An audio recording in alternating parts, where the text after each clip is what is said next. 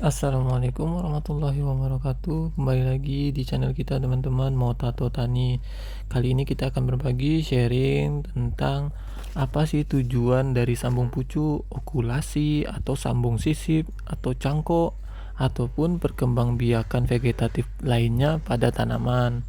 Yang kadang masih banyak nih teman-teman kita yang ingin bercocok tanam, ngelihat teknik ini masih kebingungan. Loh, buat apa sih?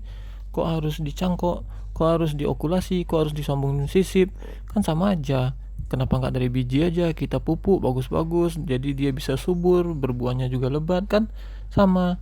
Nah, kadang masih ada nih, dulu kita juga pasti berpikiran seperti itu awalnya. Setelah kita pelajari sedikit demi sedikit, oh ternyata ada kekurangan dan kelebihan. Dan ternyata dengan sambung sisip ataupun perkembangbiakan vegetatif buatan bantuan itu ada keuntungannya.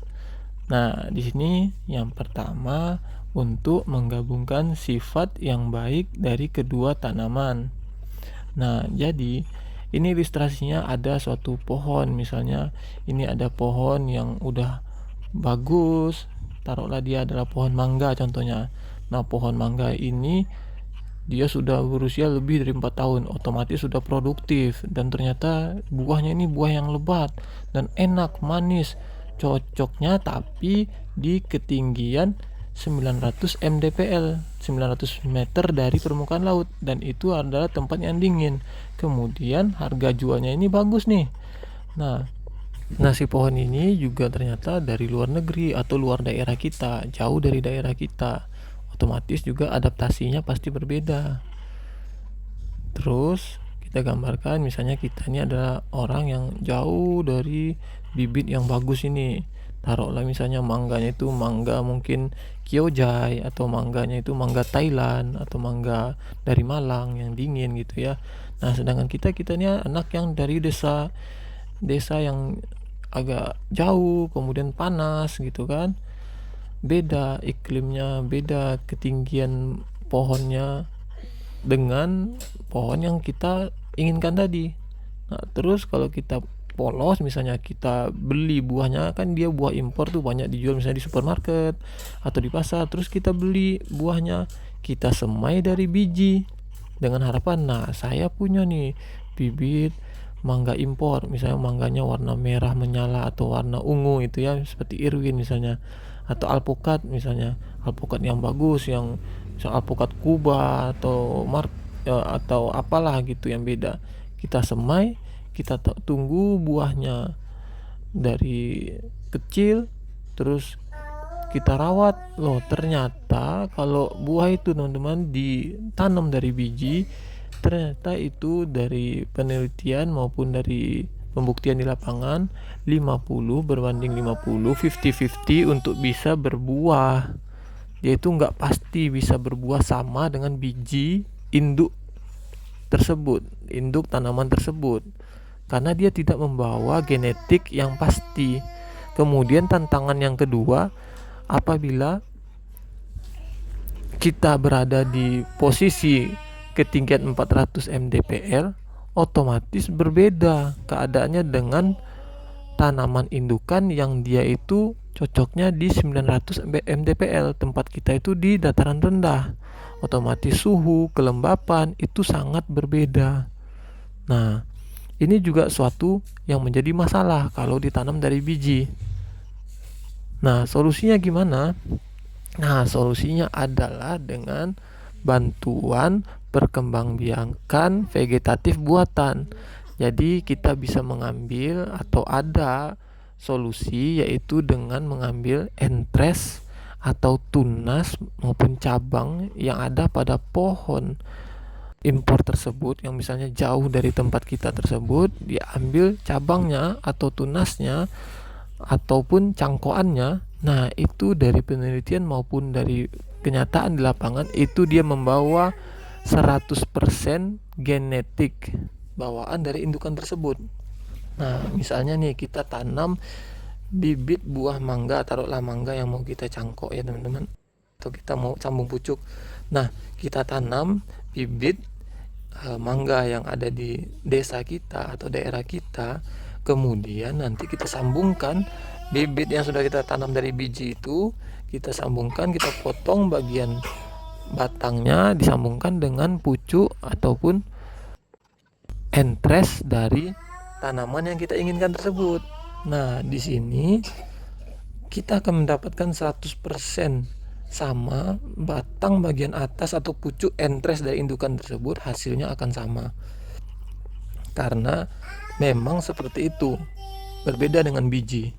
Kemudian kita juga mendapatkan entres atau cabang atau pucuk dari pohon yang tua. Bener ya? Karena kita ngambilnya itu dari pucuk pohonnya sudah lebih dari 4 tahun. Otomatis artinya apa? Berarti entres tersebut adalah entres yang sebenarnya sudah tua, sudah siap untuk berproduksi. Nah, artinya apa lagi? Berarti dia akan lebih cepat berbuah, jauh lebih cepat berbuah. Kalau tanaman yang kita tanam dari biji itu, untuk menunggu dia berbuah itu sangat lama teman-teman, bisa lebih dari 2 tahun, 3 tahun, 4 tahun, bahkan tergantung dari jenis tanamannya. Kalau kita tanam secara perkembangbiakan vegetatif buatan, itu akan jauh lebih cepat teman-teman. Nah, kemudian kelebihan yang lainnya, tadi kan kita mendapatkan tantangan bahwa tanaman tadi kan harus di 900 mdpl, sedangkan kita di 400 mdpl. Nah, di sini juga keuntungan dari perkembangbiakan vegetatif buatan teman-teman. Seperti poin yang nomor 1 tadi, menggabungkan sifat yang baik dari kedua tanaman. Nah, tanaman bawah kita, batang bawah kita kan batang yang lokal, yang sudah kita tanam dari awal. Dia sudah sangat cocok dengan daerah lokal, dengan daerah kita yang hidup di 400 meter dari permukaan laut. Dia sudah membawa genetik yang kuat, tahan beradaptasi di posisi panas maupun kekeringan, kelembapan yang ada di daerah kita.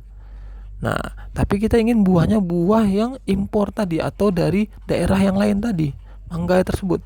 Nah, bagian atasnya akan membawa sifat dari indukan yang kita inginkan tersebut, sehingga kita kombinasikan keduanya. Nah, di sini mungkin gambarannya sudah semakin terlihat ya teman-teman. Dari pertama, menggabungkan sifat yang baik dari kedua tanaman. Kemudian yang kedua, akan sama 100% genetiknya dengan pohon indukan yang kita inginkan. Kemudian yang ketiga, otomatis dia akan lebih cepat berbuah karena kita mengambil dari cabang atau pucuk pohon yang sudah tua, sehingga dia pasti akan lebih cepat berbuah karena dia sudah tua cabang tersebut, cabang yang akan menghasilkan produksi buah.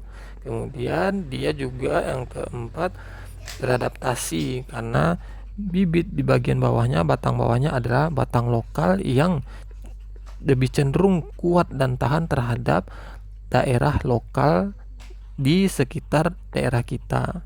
Nah, ini akan menjadi sebuah keutamaan, keuntungan bagi setiap teman-teman yang ingin memulai untuk bercocok tanam dan ingin mendapatkan bibit terbaik dari berbagai macam bibit yang ada di luar sana. Nah, gitu. Insya Allah, semoga dengan penjelasan yang pendek ini, yang singkat ini, semoga bisa bermanfaat. Nah, kalau ada yang salah, mohon maaf, bisa dikoreksi. Sekian, semoga berkah selalu. Jangan lupa selalu segera untuk menanam, kita hijaukan bumi kita. Jangan lupa niatkan untuk bersedekah teman-teman, karena Rasulullah itu bersabda bahwa dengan menanam pohon itu kita sama saja dengan bersedekah. Kita akan bersedekah kepada hewan-hewan, kita akan bersedekah kepada manusia. Kalau misalnya kita buahnya dimakan oleh orang lain, kalau kita sedekahkan itu juga bisa jadi sedekah. Kemudian juga untuk hewan-hewan, ulat, belalang, dan sekian banyak hewan-hewan yang ada di pohon kita itu kita tidak pernah tahu hidup bernaung dari sana, itu insya Allah akan dihitung sebagai sedekah. Nah, bayangkan teman-teman, setiap detik, setiap menit, setiap jam, bahkan setiap hari, setiap tahun kita akan terhitung bersedekah. Ini jangan diremehkan. Niatkan sedekah berarti itu ibadah. Insya Allah dengan ibadah dia akan menjadi barokah. Wassalamualaikum warahmatullahi wabarakatuh.